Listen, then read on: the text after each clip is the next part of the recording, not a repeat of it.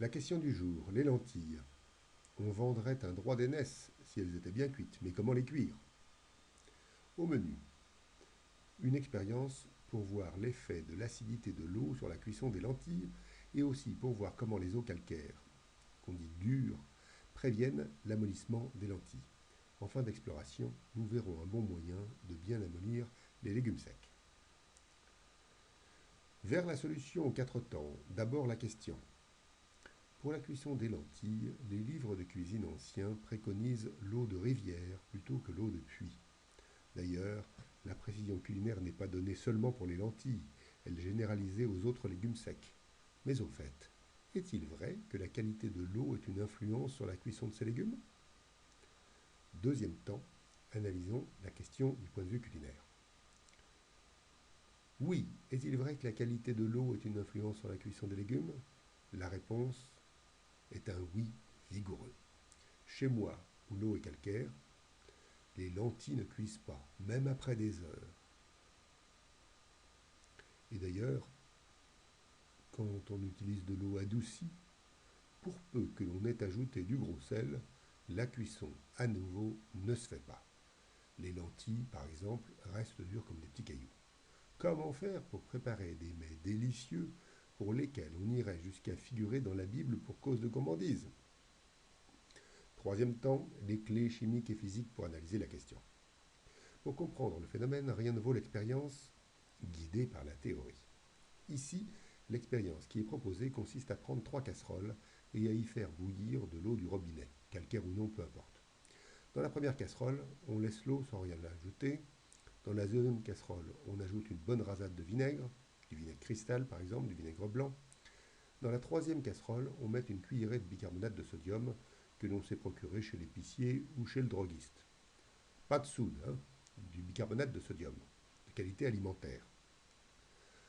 Quand l'eau des trois casseroles bout, on ajoute des lentilles d'un même lot, homogènes donc comparables, et on laisse cuire jusqu'à ce que les lentilles qui sont dans l'eau pure soient cuites, ce qui prend une dizaine de minutes, un quart d'heure environ. Alors, on goûte les lentilles dans l'eau vinaigrée et on voit que ces lentilles-là sont dures comme des cailloux. On examine alors les lentilles cuites avec le bicarbonate et cette fois, les lentilles sont toutes molles, toutes défaites en purée. L'explication est la suivante. Les légumes sont composés de cellules, sortes de petits sacs vivants qui sont soudés entre eux parce que l'on nomme la paroi. Cette paroi est faite de cellulose et de pectine. La cellulose, tout d'abord, c'est quelque chose de très inerte. Pensez au coton qui est fait de cellulose. Et c'est une chance que cette cellulose ne se défasse pas quand on la chauffe dans l'eau bouillante. Que dirions-nous si nos chemises disparaissaient au lavage? Donc, la cellulose ne veut pas être modifiée lors de la cuisson. Les pectines, en revanche, ce sont des sortes de fils microscopiques qui viennent tenir entre elles les fibres de cellulose en, en s'enchevêtrant avec la cellulose. Quand on chauffe les pectines dans l'eau, elles se défont progressivement au bout d'un long moment. Mais quand on cuit des lentilles, ces pectines ne sont pas dégradées au point qu'elles sont complètement dissociées. En revanche, ce qui est important, c'est qu'il ne faut plus qu'elles solidarisent les celluloses entre elles. Ce qu'il faut savoir aussi, c'est que les molécules de pectine sont sensibles à l'acidité. Quand elles sont dans de l'eau ordinaire, elles sont électriquement chargées et elles se repoussent comme des petits aimants.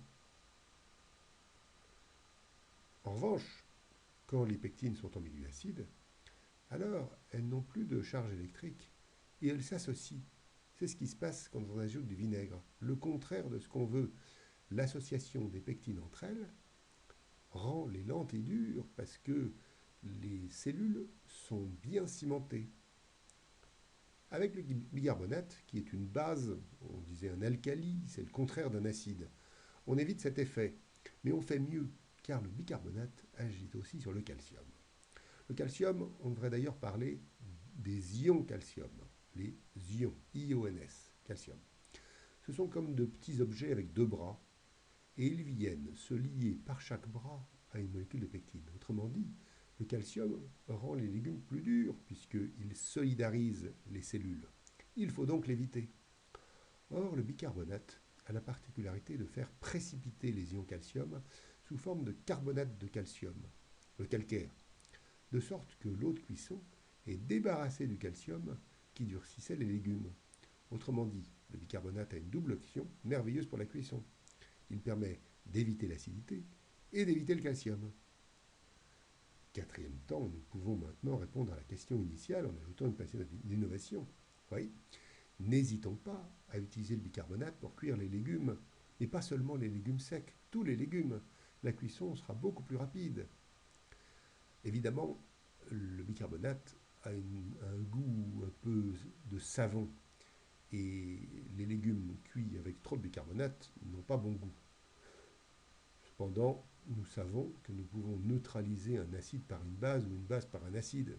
Ici, nous n'éviterons pas de neutraliser le bicarbonate par du vinaigre ou du jus de fruits, mais en fin de cuisson évidemment. Et c'est ainsi, avec des légumes attendris, que nous n'hésiterons plus à vendre un droit d'aînesse si nous sommes l'aîné, que nous pourrons acquérir un droit d'aînesse si nous ne sommes pas l'aîné, et surtout que la cuisine sera demain encore plus belle qu'elle n'est aujourd'hui.